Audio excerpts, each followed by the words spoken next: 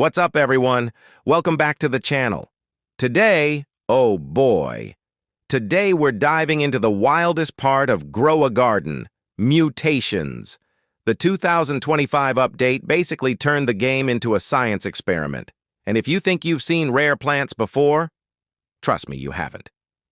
Some of the new mutations look like they crawled out of another dimension, and today I'm going to show you exactly how to get them without wanting to throw your watering can across the map. This update completely changed how plants mutate. In the past, getting mutations felt like trying to win a lottery with a broken ticket. Now, the game actually rewards you for playing smart. Faster growth means more mutation checks means more chances, and more chances means, well, finally flexing rare plants on your friends who said you'd never get anything good. Guess what?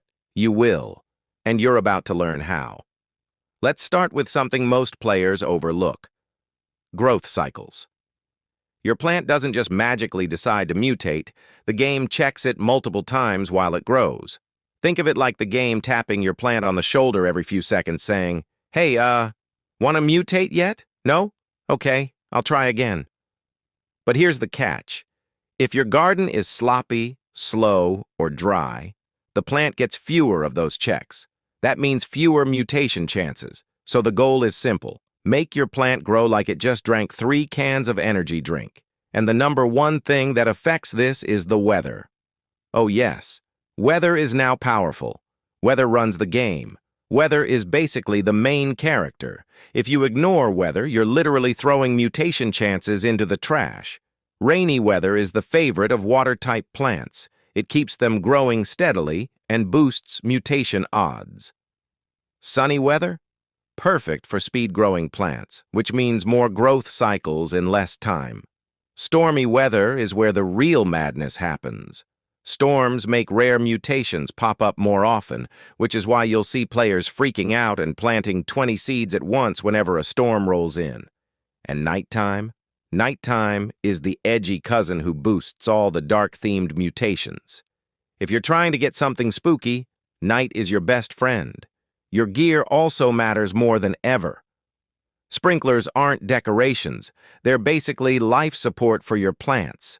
A good sprinkler means your plant won't randomly slow down at stage 2 and ruin everything.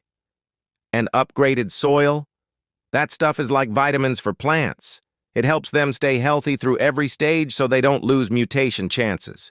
You might forget to drink water, but your plants shouldn't. Upgrades matter. Trust me.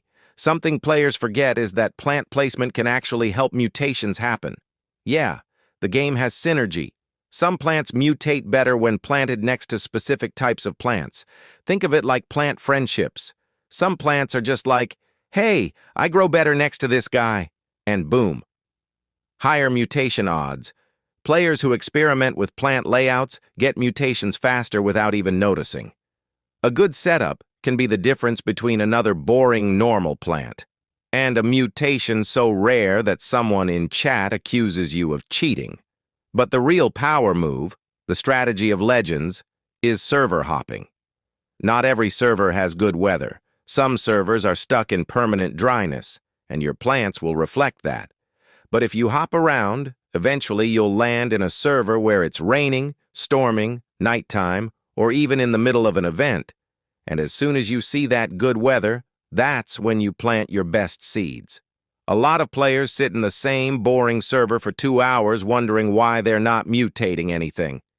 Meanwhile, server hoppers are out here getting rare plants like it's casual. Let's talk about the perfect daily routine for getting mutations. First, you warm up your RNG by planting a few middle-tier seeds. These are your practice plants. You're not trying to get anything rare here. They're the warm-up band before the main performance. Once you've got a feel for the server, you hop around until you find the right weather. When the sky is stormy, rainy, or dark, that's your time to shine. Plant your best seeds. Use your best sprinkler. Give your garden the VIP treatment. This is the moment the mutation gods are watching. And if you've done everything right, you're going to start seeing those rare sparkles way more often. Now let's talk profit.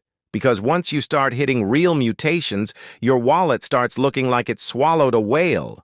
Mutated plants sell for way more, even the basic ones.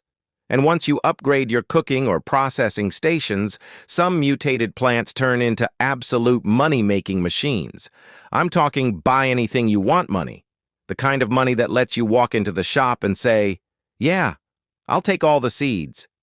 Even trading becomes super easy because players will pay crazy amounts for certain mutation lines. Once you get one rare plant, you can trade it for a whole collection of mid-level seeds and start a chain reaction of farming power. And one of the best parts about mutations in 2025 is how unpredictable they are. You'll plant something expecting a normal, rare mutation, and suddenly you get one of the brand new mythic ones that look like they came straight out of a magical explosion. It's honestly one of the most exciting feelings in the game. And if you get one of those insanely rare ones, oh, trust me, you're gonna screenshot it. Your friends are gonna scream. And half the server will suddenly appear in your garden like, "Wow, how did you get that?" That's when you know you've made it.